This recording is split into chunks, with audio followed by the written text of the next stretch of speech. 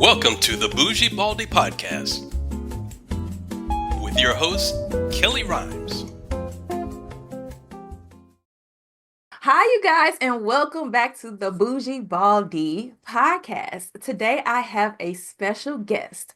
Her name is Lisa Feveck. She is a corporate menopause wellness coach. She works with menopausal women who are struggling to get relief. She specializes in holistic solutions that support women through all stages of menopause, especially for those who choose not to or cannot use traditional medications or HRT. And I'm sure she'll explain that to us.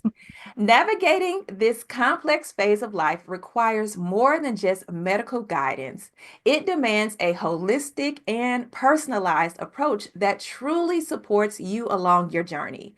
As a dietitian and a coach currently navigating her own menopausal journey, she is on a mission to empower women dealing with this profound physical, mental, and emotional changes that accompany this life stage.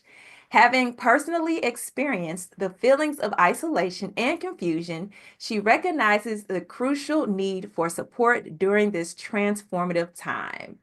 Welcome, Lisa, to the Bougie Baldie Podcast. How are you today? Thank you for having me. I am good. I'm good. Today's a good day.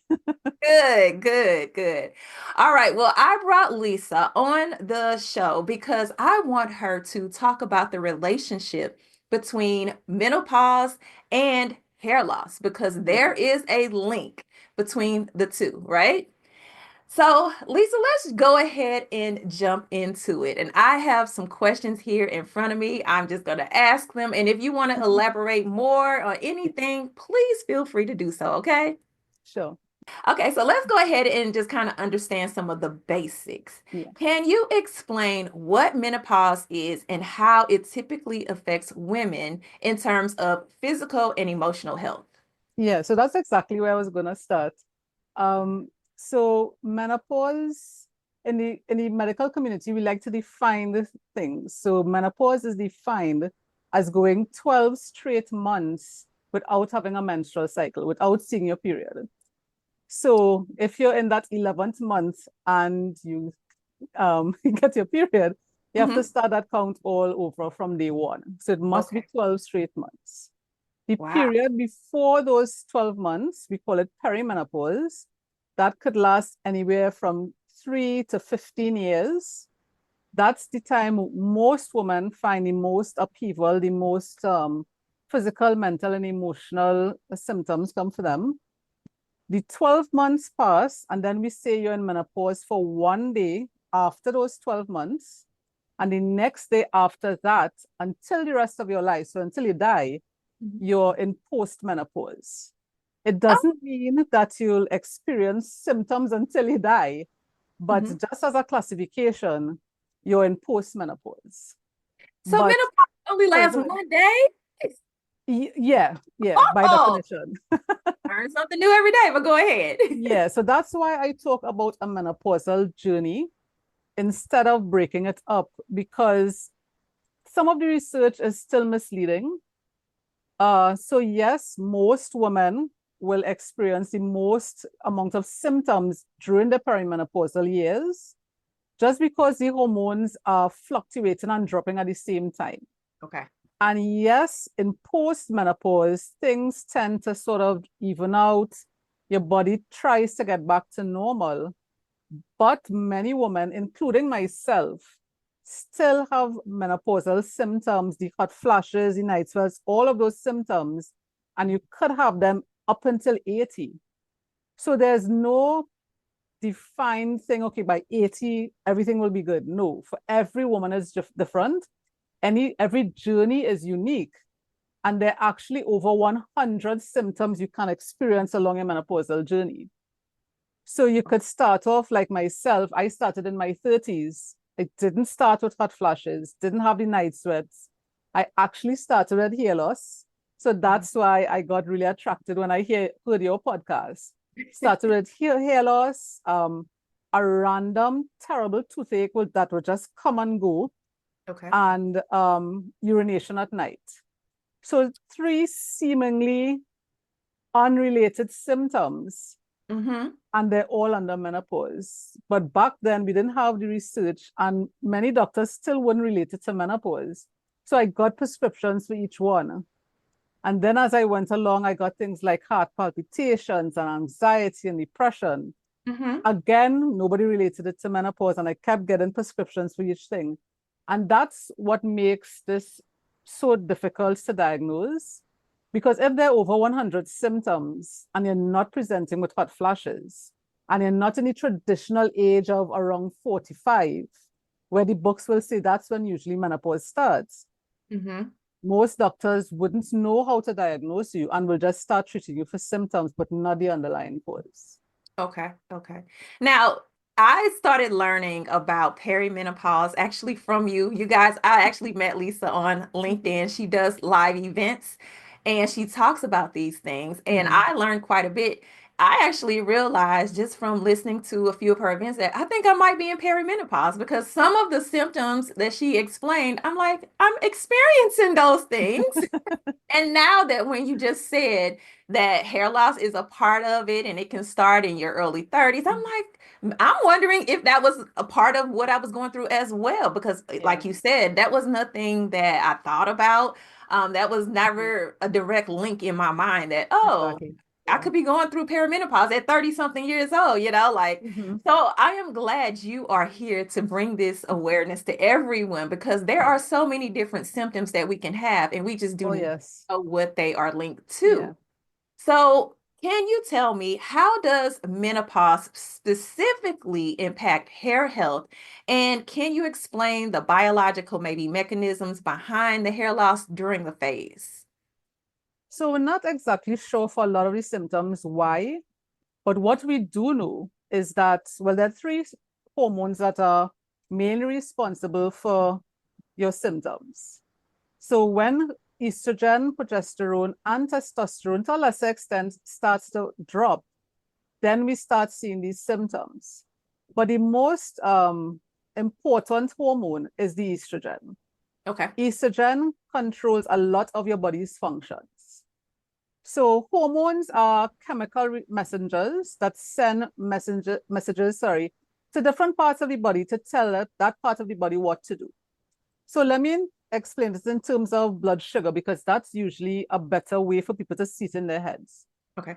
So you eat food, it breaks down in the stomach, goes into the intestine, and blood sugar is released into the blood. That's supposed to happen. Your body recognizes, okay, blood sugar is being released. Let me release insulin. That's the chemical messenger related to sugar.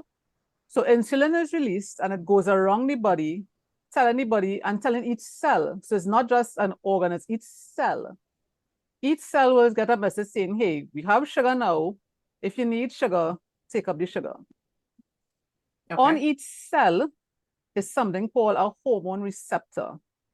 And each hormone will have a receptor. So each receptor is like a lock and key mechanism. Mm-hmm. So the insulin is like the key, and each cell will have a lock, a receptor that the key fits into. So if the cell needs insulin, it will have an insulin receptor. If it needs estrogen, so estrogen is another messenger, it will have an estrogen receptor. Mm-hmm. So that insulin fits into the receptor. So the lock and key mechanism works, it opens, and the cell is able to take up that sugar to do whatever work it needs to. Along your entire body are estrogen receptors. So each part of your body will have a receptor for the estrogen to fit into to tell that body part, those cells, what to do. Okay. So if I have, let's say, 1,000 estrogen receptors, and of course it's millions, right? Mm-hmm. 1,000 estrogen receptors, but my estrogen starts dropping. So it went from 1,000 to 500. You realize all those receptors are not going to receive the message it needs to tell it how to operate properly. Right. And in perimenopause, because it's not just dropping in a straight line, it's fluctuating. So how I describe it is, think of waves in the ocean. Mm-hmm. And the shore is when you reach postmenopause. So out in the ocean, you have big waves, big troughs, right? So it's highs and lows, Uh-huh. right? So that's your perimenopausal phase. That's the phase where some days you feel great, some days feel like crap. Nothing is working, right? Lots of symptoms. It's because the estrogen is some days it's high levels, some days it's really low levels. Mm-hmm. As you come closer to the shore, those waves get smaller and smaller. So the upheaval becomes less and less, which means the way you experience menopause is less and less distress. Okay. And by the time you reach postmenopause, by the time you reach shore, no more estrogen really, but you don't have these symptoms as well. Got it. Right? That So was a if great example. Go ahead. I like to, well, that's my superpower. I take difficult topics and I break it down simply because I want you to see a picture in your head. And if you Mhm. see the picture, you understand it and you can explain it to other people. So just Right. imagine along your whole body. So from the top of your head to the bottom of your feet, you have estrogen receptors along that way. So when it comes to that hair loss, if it's not getting the right messages to grow properly and to take up whatever nutrients it needs at the base, Mm-hmm. you're gonna have hair loss, you're gonna have dry, brittle hair, you're gonna have itchy scalp, you could have rashes, hair could be breaking. So you could have a number of things that will go wrong. So what I Okay. tell clients is that just imagine, so just start at the top of your head and go down. Anything and everything that could go wrong with that body part can happen in menopause. Mm. All your joints pain, muscle pain, digestive issues, hair loss, frequent urination, loss of libido, and as the physical, so you can have emotional and mental symptoms as well, the anxiety, depression, panic attacks, not feeling to be close to your partner, Mm-hmm. not to want to socialize anymore, brain fog, forgetfulness, not remembering how to drive to work, although you've done it every day, not Mm. remembering people's names, so things that you do every day that came naturally all of a sudden. And not just that, your risk for disease shoots up. So Okay. uncontrolled blood sugars that lead to diabetes, uncontrolled blood pressures that lead to high blood pressure, Mm-hmm. your risk for cardiovascular disease. Before menopause, a man's risk is higher than a woman's. As soon as you enter into that menopausal journey, your risk for this heart disease shoots up. Oh, So of okay. great concern, and that's where I come in. Of great concern to me, yes, the hot flashes and stuff like that. Mm-hmm. But women in menopause, their risk for cardiovascular disease is now higher than a man's risk.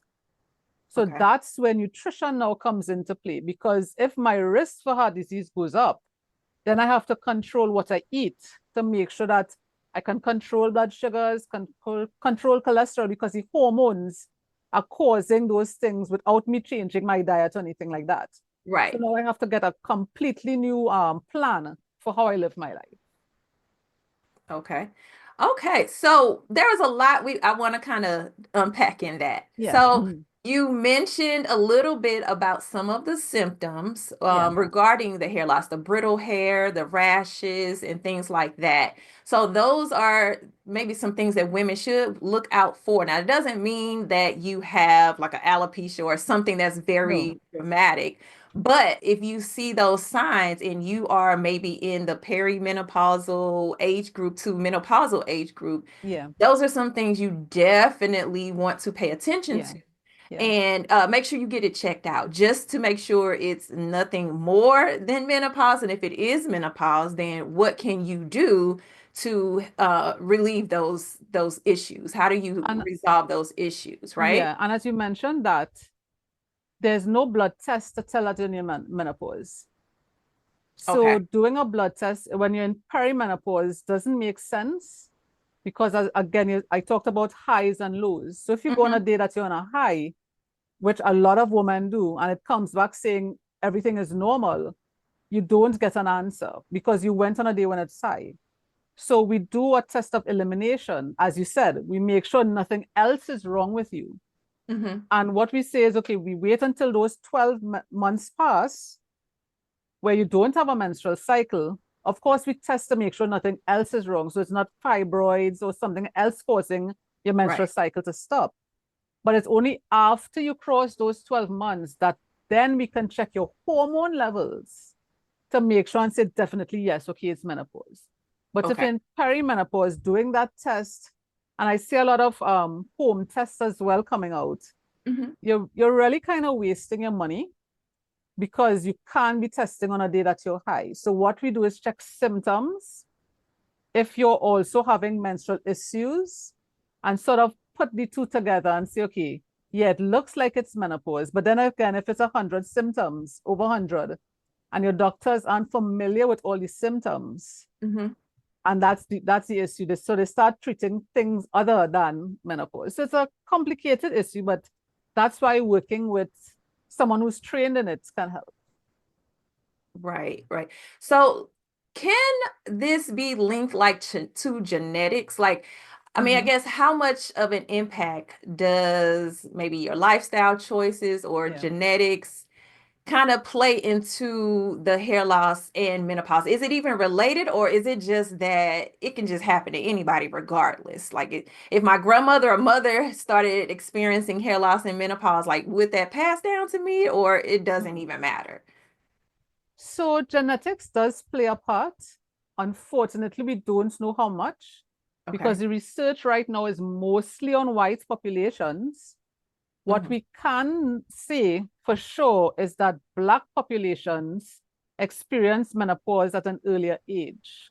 Okay. As a general, if you're looking at white versus Black populations, Black women experience menopause earlier. So keep that in mind when you're going to your doctor to check to see if you're in menopause. Okay. Yes, I can look at what my mother's experience was or my grandmother's experience, even aunts. It doesn't mean I'll have the same experience. And that's another issue why it's so confusing. Because, for example, my mom, I remember her having the memory loss because she would forget like the stove on. And we were like, mommy, what's wrong with you? You're losing your mind. Not realizing, okay, memory loss is a part of it. I remember her having hot flashes, but that's about all I remember. Okay. I know I'm having a totally different experience to her, and I'm having more symptoms. So, yes, we look at it. We look at family history. But would it mean that if your mother had one experience, you'll have the same thing? Absolutely not. Okay. Okay. But I guess could it be good to just at least sit down with if your mother, grandmother, whomever is still around and Yes. just have the conversations, because I don't think women do that enough. And I know in my Yes. family we don't. Like I think it would be good to just sit down at the table and like, hey, what was your experience? Because this is what's happening with me. And if Yeah. you don't have anyone to talk to who's been through it, then it's kind of Yeah. like, okay, you just lost until we find people like you who can help us. Like, oh, Yeah. this sounds familiar. I'm having these symptoms. Let me listen to Lisa and, work with Lisa on this. But it would be Yeah, good for women to sit down and really talk about it. exactly. And this is why I'm so passionate about what I do. So if you're hearing the accent, I'm from the Caribbean, right? Trinidad and Hmm. Tobago. In Hmm. the Caribbean, it's still very taboo to talk about women's health issues. So menopause is not something we talk about. It's Okay. only now within the last maybe 3 years, the conversation is really coming to the forefront. Hmm. And that's a lot to do with the research the UK is really pushing. You see now Hollywood celebrities are now talking about their experience with Yep. menopause and writing books and stuff. So that is always helpful. It's always helpful when you have that conversation always going around social media and stuff. But Yes. yeah, it's always good to know what your familial experience is. It's a good place to start. It's a good bonding experience. And I would also encourage women to include their children in the conversation. The Oh, same yeah. way we sit and talk about puberty and what to expect when you have your first menstrual cycle, include them in the conversations from now, especially if your child is going through puberty and you're going through menopause. Hmm. That could be a really challenging time for the household. So Right. not just include your girl children, your boy children as well, to know, okay, when mommy is going through this, what to expect, how you could support me, how you could support your sister, So it's good to have these conversations. A lot of times I tell my clients, so there's a couple of clients that when they come home from work, they needed some space because they Hmm. were bringing home work issues on top of menopause.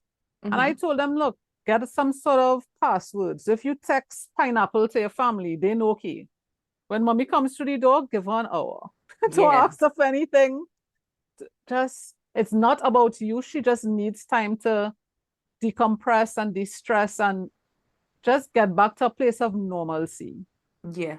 And Yeah, if that's you a good need them, idea. yeah, and if you need them to wash something or chop something, however you need them to support, let the conversation be where they are asking you and you're telling them. Be open about it because you don't live in a bubble. So Mhm. talk to your friends, talk to your coworkers, especially if your coworkers are all women around the same age. Mhm. You know, work in a company and all of us are around 40s and 50s and we're all going through menopause. Right. So these are the conversations we need to start having so that people know how to support us. Okay. Now you also hinted on nutrition, and I'm not going to dive too deep into nutrition because I know I'm going to do another video specifically about nutrition and Yeah. hair loss. But can you touch on nutrition, menopause, hair loss, and kind of how that all plays together? Can you expand on it a little bit more? Yeah. So, well, not just for menopause, but for every aspect of life, every medical condition, the place to start is with your plant foods. So my message is go more plant-based. Okay. You wouldn't hear me say go vegan or go organic or anything like that, or cut out or not eat the certain things. Those are your choices. Mm-hmm. But go more plant-based. And when I say plant-based, I mean focus on your fruits, vegetables, peas, beans, nuts, seeds, and your whole grains. Okay. Those are the foods that are going to support you with whatever condition you have, including hair loss. So you will need things like more protein, more magnesium, more zinc. Instead of stressing yourself out to figure out what has this vitamin and what has this and that, just focus on eating more fruits, more vegetables, and eat your colors. So you have 5 colors, red. The red and pink is one group. Blue and purple is another group. Your green group, your yellow and orange is another group. And then the last group is your white, your tan, your brown colors. Okay. Each color group has very unique vitamins and minerals specific to that group in higher quantities. So if you eat all 5, you're covering all of the vitamins, minerals, antioxidants, etc., etc. Okay. These foods, so you start with those first. Then you focus on your peas, beans, nuts, and seeds, especially your seeds. They're cheaper. You get them all over the place. So your pumpkin seeds, sunflower seeds, chia seeds, ground flaxseed, and make sure to have the ground ones. You don't absorb from the whole seeds. Hemp seeds, sesame seeds. So all seeds, because you get protein, omega-3s, more vitamins and minerals that your hair needs. Okay. So, and then with your whole grains, so I'm talking like brown rice, whole grain pasta, whole grain breads, oats, provisions, those sort of things. And those foods you need energy from. You need energy for your body to do what it needs to do, including grow your hair. Yes, your hair might be dead, but your scalp is alive, right? And you need foods for that. Right. If you focus more on those foods, it will help your body do what it's naturally supposed to do, including grow your hair better. Of course, there are other things that go into it, making sure your scalp is clean and hair, so I'm sure you could speak to us about that as well. But when it comes to the nutrition part, focus on plant-based foods and increase that. So if I never had fruits and vegetables before, start with a stir fry. Start with something cooked. So don't go into raw because that's where people get constipation and stuff like that. Right? And so it's a struggle. Right? If I'm making a stew, can I add vegetables there? Yeah. If I want a snack, can I include a fruit and some nuts? If I'm making rice, can I throw vegetables in there? Right? So every time you're making a dish, ask yourself, how can I add a plant-based food here? If I'm having a snack, even if I want a piece of chocolate, okay, I could have some dark chocolate, but I could have some nuts or seeds with it as well. Yeah, I mean, I know personally I am trying to continue. I've been doing this, but continue to incorporate, like you said, more plant-based and Yeah. making better decisions. And I Yeah. don't think I make horrible decisions around food, but definitely, I think just in general, as we get older, we Mm-hmm. just have to make different decisions and have Definitely. more fruits and vegetables and nuts and Mm-hmm. things like that because our bodies just operate better. And I think Yeah. I know for me, I pay attention to my body more as I get older. So when you Yes. feel like, oh, after I eat Mm-hmm. this or after I do this, my body feels like, so much better or so much lighter, Yeah. then you want to keep doing those things. And I agree, just those small things. Like instead of getting some, ice cream as a snack, maybe make some power balls, and those are Yeah. still healthy and they're sweet and different. So Mm-hmm. just making different choices really that does help. And I'm on that road. So Yeah, and I I'm like how gonna you put it continue. as different choices and just making small choices. Hmm. So if I come home from work and it was a really, really hard day and I'm really frustrated, and if the only thing that will help me get through that moment is a scoop of ice cream, Hmm. have the ice cream. Right. And don't stress about it. Oh my God, I'm going to gain this weight and I didn't eat healthy. And have the ice cream, sit and enjoy it. Yes. Enjoy the taste of it in your mouth, and because it really goes to that positive mindset, Hmm. reducing your stress. And it's been proven that the more you reduce your stress and have a more positive mindset, the way you experience those menopausal symptoms are different. Yes. This Yes. depression and the anxiety, the amount of times you have those episodes are less. Okay. So if you need the ice cream, have the ice cream. But the next time, make a different choice. Yes. Chop up some fruit, add some nuts, make a yogurt parfait. So you get plain Greek yogurt and you layer fruits and you layer nuts. So it doesn't have to just be plain fruits. And this Right. is why I love the University of YouTube, because I could put in anything and I will get a recipe for it. Healthy recipes with fruits and I will get it.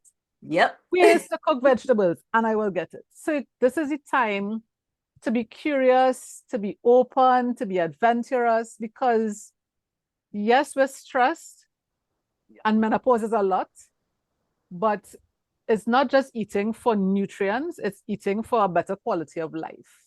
Okay. So find ways to make it easy, make it simple, and work it into your lifestyle. Well, I can tell you it is something being a woman. Not only do we have to think about menopause, we have to think about the things that come along with it, all Oh of the God, yeah. symptoms, the Fun hair times, loss, the right? diet, the exercise. Ah, it's a And taking care lot. of children and your partner and aging It's parents and work. It's a ex- whole lot. It's a whole lot. Yeah. Yes, yes, yes.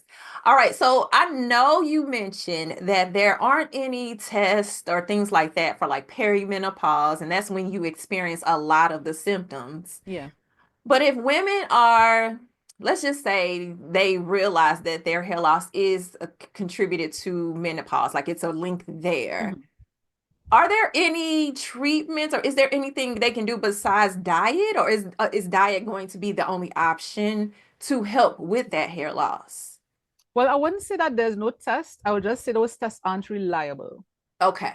because you don't know when your estrogen levels are high or low. You can't tell.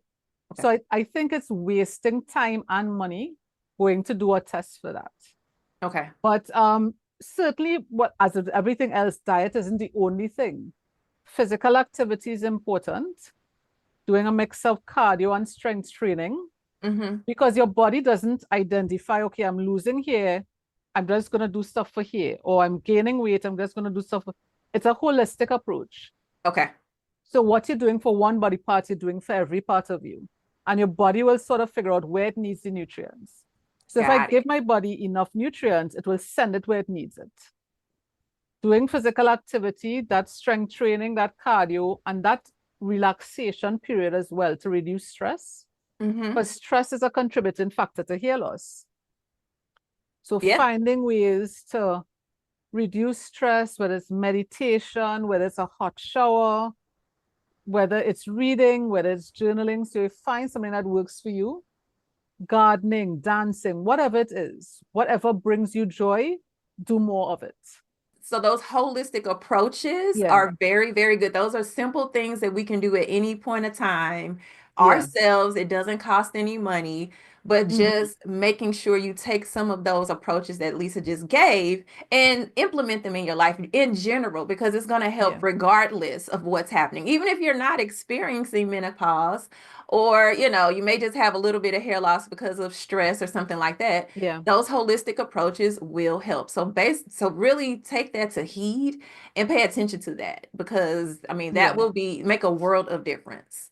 Yeah. And if Lisa, you do have it where you need support, get that support. Go to a dermatologist, go to a skin specialist, a hair specialist, whatever it is you're experiencing, seek that support, because they have now other methods by prescription that you don't have available to you over the counter that can support you. okay. Right. So if it's here, talk to Kelly, because she has that experience.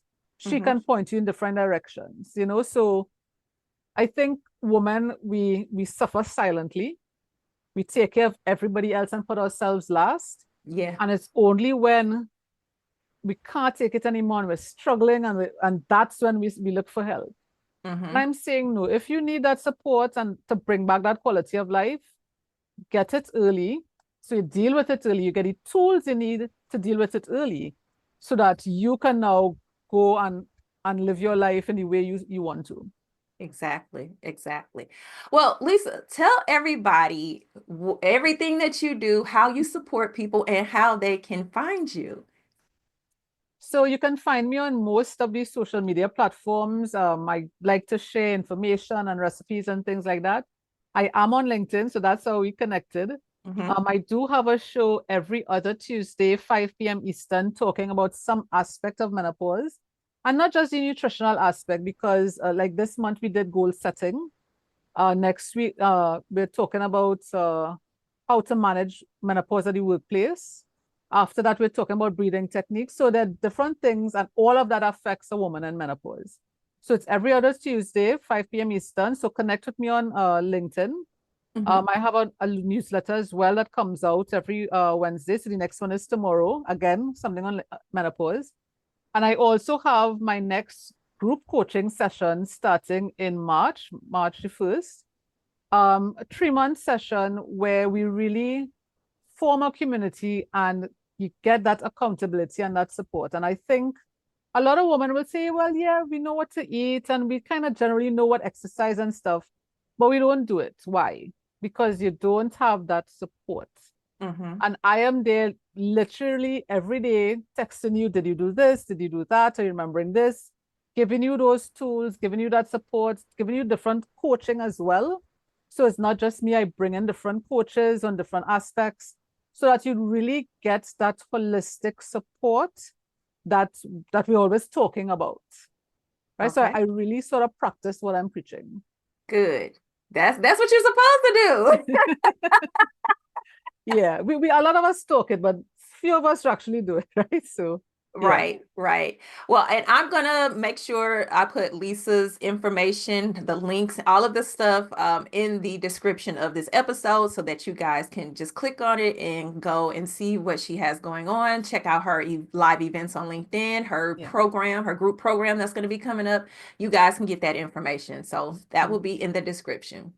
Now, Lisa, are there any final words, final pieces of advice for any women out there who are experiencing hair loss and maybe in that age of perimenopause, menopause, postmenopause? Is there anything else you want to share with the audience before we wrap it up today? To give yourself some grace, especially when it comes to hair loss. I get it, because combing your hair and seeing clumps of hair leaving, I know how that can affect you from a personal level, right? Mhm. Your confidence goes.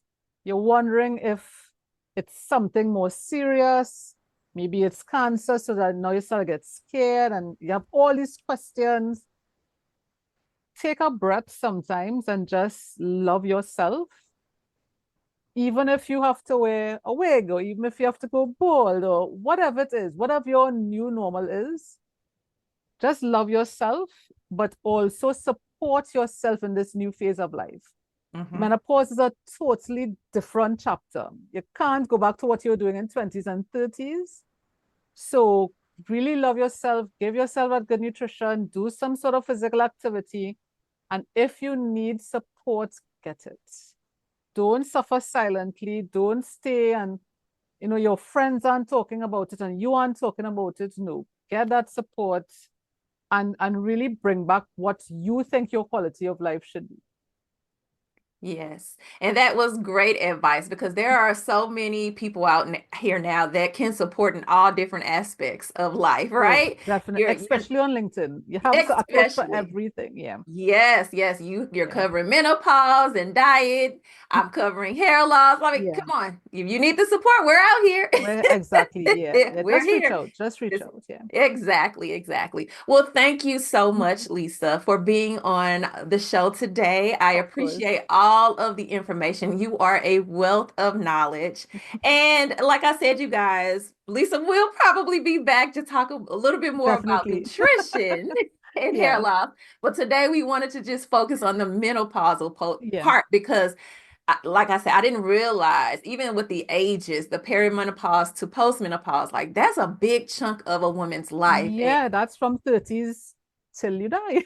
Yes. And so like this is a big thing that we just, like you said, don't talk about. And I want to make sure we bring awareness to it. So thank you again. And we will see you next time on the Bougie Baldie Podcast. Thanks for having me. Thank you for watching the Bougie Baldie Podcast. Don't forget to subscribe